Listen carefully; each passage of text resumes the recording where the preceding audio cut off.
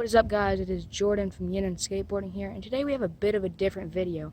I'm going to be interviewing a fellow skateboarder from Massachusetts. He is called the Creative Skater. His socials will be down in the description. His YouTube channel too. If you could check him out, that would be lovely. Now, please enjoy the video.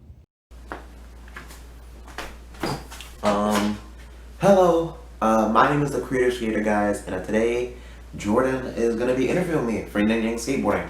And so, guys, if you guys do not know who I am, my name is the Creative Skater, and I have my own YouTube channel, and we're on the road to 100 subscribers, guys. So, Jordan's probably going to link my channel in the description so you guys can subscribe to it. And all of my socials should be, my Instagram will also be in the description below, probably. And I put my socials up down below some here. So it's at Creative Skater, YouTube, at Creative Skater, Instagram. So just type that into YouTube and subscribe to my YouTube channel. And yeah, let's get straight into these questions. Subscribe to my YouTube channel, subscribe to Jordan's YouTube channel. And yeah, Jordan sent me over some questions, so I'm about to answer them. This is like my first official interview, guys. So I hope you guys like it. And I'm used to talking to my subscribers. That's the thing. Well, hopefully some of you guys can actually be my subscribers. How long have I been skateboarding? I've been skateboarding for about 10 months, 9-10 months. Yeah, I've been skating because I got my first skateboard in June of 2019. That's when I got my first skateboard, but I didn't really start taking skateboarding seriously until maybe September of 2019.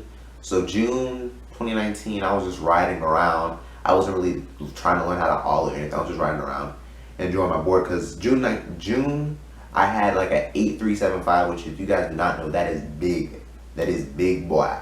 And I had canvas shoes, and so those canvas shoes, they got a hole in them like immediately. So I wasn't really skating or taking it seriously at all at that point. But it wasn't until September when I got enough money to go back to school shopping. I made some new skate shoes, some Nike Blazers. That was when I started taking skateboarding seriously. So about 9 months, technically.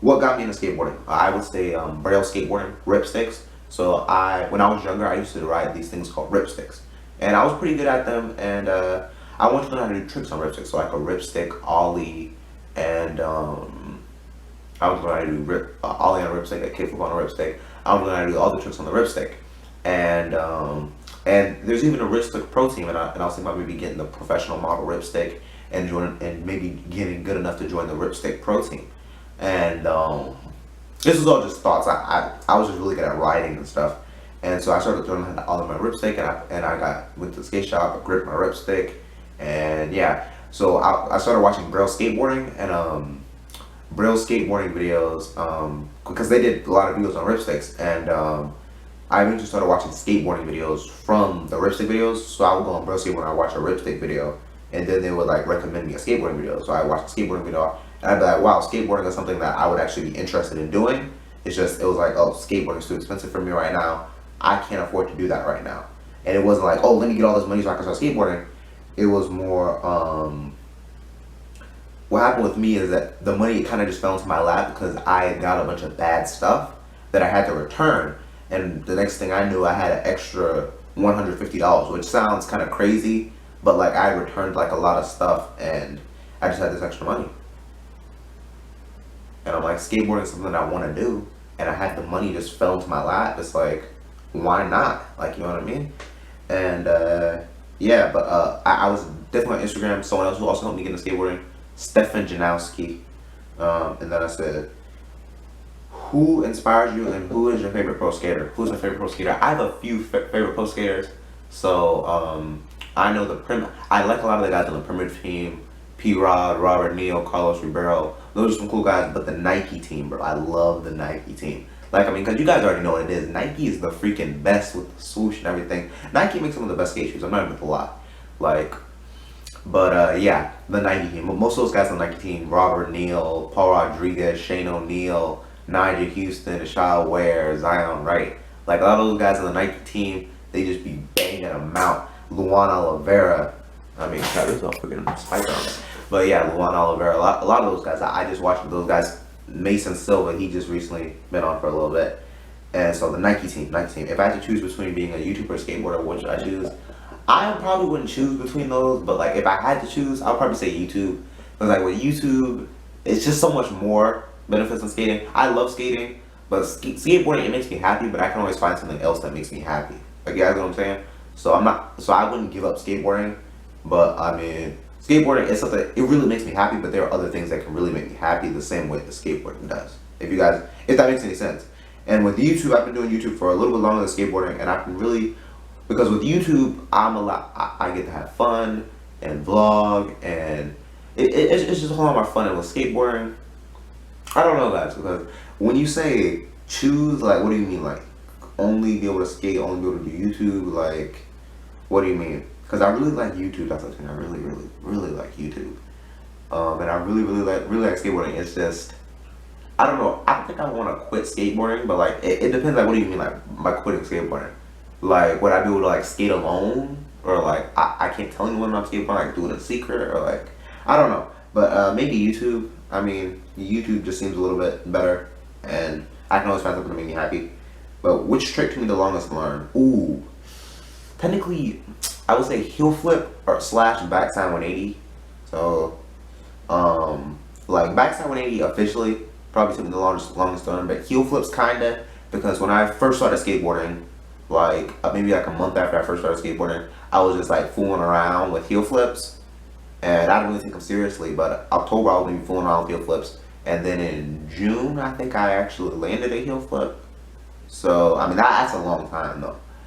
So that might be the longest trick, but I wasn't really taking the heel flip seriously. I say backside 180. I've been taking backside 180 seriously since like since before I went to physical therapy. Because I went to physical therapy, I was having some problems with my knee, and so I've been doing backside 180 seriously since maybe before physical therapy. So January, but then with physical therapy, that was I was in physical therapy for like 3-4 months. So it really depends on how you think of it. But yeah, I say backside 180s. Yeah. It's just tricky because you're going backside, and it's like I don't really know how to move the board like that. It was a whole thing, because before I learned backside 180s, I actually learned pop shove it. So I learned backside. The first thing I learned was, as my leg strength increased from going to physical therapy, I just noticed that I was naturally able to fakie back shove, and so I got really good at the fakie back shoves. Then I started learning the shove it no pops, which Aaron Kyber actually said those are like the key to learning pop shove it. And then I just took the motion for that shove it no, but I got really good at the shove it no pops. And then I realized I'm not too good at them. Then I went back to the fakie shoves. Then I went back to the shove it no pops. Then I put pop into them, and I'm still good. It's a little rocky, but like, it's not that I can't pop shove it. It's just some of them will be like weak. I'll be like, I need to do this, that, and then I'll get it. But I definitely don't have them on lock. When did you start? When did I start skateboarding? Yeah, September 2019. Do you think people treat you differently because you're a skater? Have any problems with it? I think they might treat me a little bit differently, because I know, being black in America, I mean, people already treat you a little differently. So I don't know. Maybe skateboarding makes me look a little less threatening or something. I don't know. But I have had experience with the anti-skateboarders. So like, I remember one time I was riding on the sidewalk, right? And because where I live in Cambridge, you physically cannot ride in the streets, because the way they have the biker lanes made, like, because me, I don't really like riding on sidewalks that much. I prefer to ride in the biker lanes. But the way they have the biker lanes made, they have this green paint, and the paint, it's not smooth paint. It's freaking grains. Like, it's like grains. It's like riding over. You can't ride on it. It's just like 52mm wheels that, like, you cannot ride over it. So I literally have to ride on the sidewalk in like certain parts of my city. And I remember one time I was going down, and this old lady said, "Ride on the sidewalk." And I'm like, "Lady, why don't you tell the city to get rid of the freaking paint?" And I'm getting so upset, bro. The paint and the biker's lane. So I've had experiences with people saying, "Get off the sidewalk. What are you doing?" Do I want to become pro? I mean, I want to try to, like, I want to try. Like, you know what I'm saying? Like, I want to get good enough to the point where I can try to become pro. Do I want to become pro? I mean, it wouldn't be bad. But like, if I don't become pro, I don't know. I mean, not everyone becomes pro. So I just want to, like, I want to know for myself whether or not if I can become pro or not. So I don't want to, like, I just want to be pro. Like, I want to maybe give a little stab at the skateboarding industry. And if it's not for me, hey, it's not for me. But do I want to become pro? I mean, if I could become pro, I would. But I still don't know if that's really for me. And advice to new skaters. Advice to new skaters. Get you some Nike shoes. And because when I went to the skate shop, they were out of my size. Because originally I was supposed to be skating at 825. So I probably should be skating at 825 right now, but right now I skate at 8125. I don't know. I was just really nervous because with skateboarding, it's about what makes you feel comfortable. But what I thought at the time, what's the smallest board size you can go to before it becomes uncomfortable? So I say at 8125 is probably the smallest board size I can go to before it becomes uncomfortable. And then I think also a lot of the pro skaters like a lot like Robert Neal, I think P Rod, and Nija, they all skate 8-1s. So I guess I was kind of in my back of the so I was like, if they skate 8-1s, I could skate at 8-1. I mean, clearly at 8-1 isn't uncomfortable for me, but at 8-2 is comfortable for me. It's just that it felt like a little bit extra room. So I do want to try and skate at 8-2 sometime soon. But yeah, they were all out at 8-2s when I went, so I just had to get an 8-3.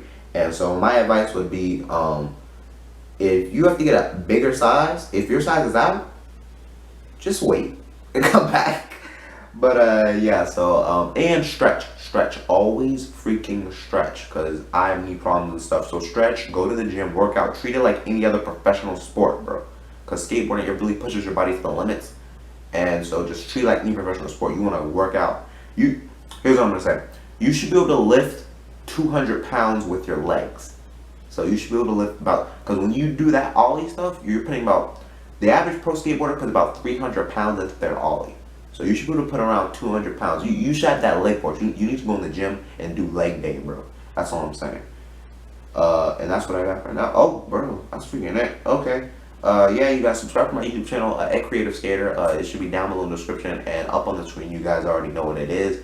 That's what you guys should type in. Instagram, YouTube. I think I have a Twitter too. Yeah, so Twitter if you guys are into that. I'm still getting used to that. But yeah, guys, check out my channel. I have a couple of lit videos, and my name's a Creative Skater. Shout out to Jordan for setting this up. And hopefully I can have some more collabs with Jordan up on my channel, so maybe we can be teaching Jordan maybe some skate supports, because Jordan said he needs to work on a couple of tricks. So might have a skate support coming soon. My name's the Creative Skater. See you guys in the next one. Hey, thank you for making it this far in the video, and if you enjoyed, I ask that you please drop a like. And to reward you for making it this far, I have some exciting news for you. So the interview you just watched with the Creative Skater, he is the next rider on the lineup for Union Skateboarding. So look forward to more of him. And subscribe if you're not already. Share this video with your friends. And this is Jordan from Union Skateboarding out.